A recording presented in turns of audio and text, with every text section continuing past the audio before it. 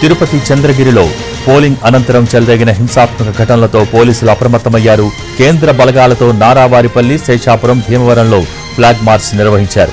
సమస్యాత్మక ప్రాంతాలలో police picket ఏర్పాటు చేశారు. చంద్రగిరిలో 144 సెక్షన్తో పాటు 30 యాక్ట్ అమల్లో ఉందని, ప్రజలు గుమికూడవద్దని హెచ్చరిస్తున్నారు పోలీసులు.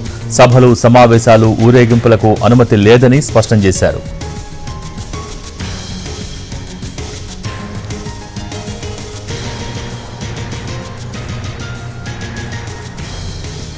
తిరుపతి చంద్రగిరిలో పోలింగ్ అనంతరం చెలరేగిన హింసాత్మక ఘటనలతో పోలీసులు అప్రమత్తమయ్యారు. కేంద్ర బలగాలతో నారావారిపల్లి, శేషాపురం, భీమవరంలో ఫ్లాగ్ మార్చ్ నిర్వహించారు. దీనికి సంబంధించి మోర్ అప్డేట్స్ మా ప్రతినిధి కార్తీక్ లైవ్ ద్వారా అందించడానికి సిద్ధంగా ఉన్నారు. Karthik, over to you. Right Bhogi, ఇప్పటికీ కూడా హింసాత్మక ఘటన తర్వాత చంద్రగిరి ప్రస్తుతానికైతే ప్రశాంతమైనటువంటి వాతావరణం అయితే నెలకొందని చెప్పాలి. అయితే అంతకంటే ముందుగానే దీనికి సంబంధించి ఇంతటి ప్రశాంతమైనటువంటి వాతావరణం రావడానికి మాత్రం పోలీసులు గత 2-3 రోజులుగా తీసుకున్నటువంటి ఆంక్షలని చెప్పాలి, విధించినటువంటి ఆంక్షలని చెప్పాలి. ప్రస్తుతం అన్ని గ్రామాల్లో కూడా ప్రశాంతమైనటువంటి వాతావరణమే నెలకొన్నప్పటికీ ముందస్తుగా ఏదైతే హింసాత్మక ఘటనల తర్వాత, పోలింగ్ తర్వాత ఏదైతే కౌంటింగ్ సమయంలో కూడా ఇలాంటి ఘటనలే ఏర్పడేటువంటి అవకాశాలు అయితే చాలా ఎక్కువగా ఉండేటువంటి అవకాశాలు అయితే ఉన్నటువంటి నేపథ్యంలో ముందు జాగ్రత్త చర్యగా కూడా చంద్రగిరి నియోజకవర్గ వ్యాప్తంగా కూడా మొత్తం జిల్లా వ్యాప్తంగా 144 సెక్షన్ ఉంటే ముఖ్యంగా చంద్రగిరి మీద ప్రత్యేకమైనటువంటి దృష్టి అయితే పోలీసులు కూడా పెట్టడం కూడా జరిగింది. ఎన్నికల కమిషన్ కూడా చంద్రగిరి ఘటనను అత్యంత సీరియస్గా తీసుకున్నటువంటి క్రమంలో ముఖ్యంగా ఎక్కడైతే దాడులకు, హింసాత్మక, సమస్యాత్మక ఘటనలు జరిగేటువంటి అవకాశం ఎక్కడైతే ఏ గ్రామాల్లో అయితే ఉన్నాయో ఆ గ్రామాల్లో ప్రస్తుతం పోలీసులతో పాటు ఏదైతే కేంద్ర బలగాలతో కవాతు అనేది నిర్వహిస్తున్నారు. ప్రతి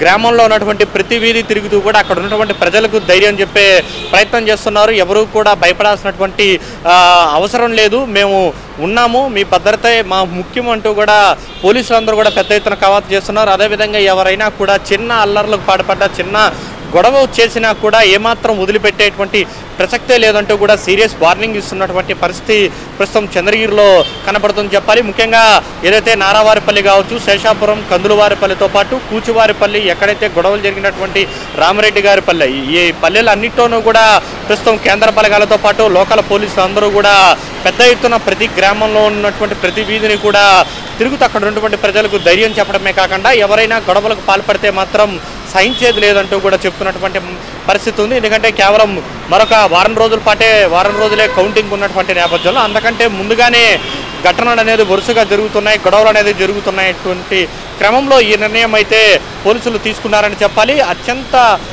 సమస్యాత్మక ప్రాంతాలుగా కూడా దాదాపు జిల్లా వ్యాప్తంగా కూడా 60 గుర్తిస్తే దాంట్లో అత్యధికంగా కూడా చంద్రగిరి నియోజకవర్గంలోని ఎక్కువ ప్రాంతాలు ఉన్నటువంటి నేపథ్యంలో ఇటు తిరుపతి జిల్లా ఎస్పీతో పాటు జిల్లా ఎన్నికల అధికారి కూడా చంద్రగిరిలో ప్రశాంతమైనటువంటి వాతావరణం ఉండేలా చూడడానికైతే ప్రత్యేకమైనటువంటి జాగ్రత్తలు తీసుకుంటున్నారు. అందుకే కేంద్ర బలగాలు 2 కంపెనీలు వస్తే దాదాపు సగం మంది ఏదైతే బలగాలను చంద్రగిరిలోనే ఉంచడం కూడా జరుగుతుంది. ఇప్పటికే ఆయా అభ్యర్థులకు కూడా పరిస్థితిని వివరించే ప్రయత్నం చేశారు. అయితే ఇప్పటికి చంద్రగిరిలో రీపోలింగ్ చేయాలంటూ కూడా చెవిరెడ్డి హైకోర్టుకు పిల్ వేయడం కూడా జరిగింది. మరొక వైపు తమ కుటుంబానికి భద్రత కల్పించాలంటూ కూడా ఎవరైతే దాడిలో గాయపడినటువంటి పులివర్తి నానితో పాటు వారి కుటుంబ సభ్యులందరికీ కూడా రక్షణ కోరుతూ గన్మెన్లను భద్రత అనేది కూడా పెంచాలంటూ కూడా ఆయన కూడా హైకోర్టులో పిల్లేసినటువంటి పరిస్థితి. సో ఈ రకమైనటువంటి పరిస్థితి ప్రస్తుతం చంద్రగిరి నియోజకవర్గ వ్యాప్తంగా నెలకొందని చెప్పాలి. మరొక వైపు కూచువారిపల్లిలో హింసాత్మక దాడులు జరిగినటువంటి ప్రాంతంలో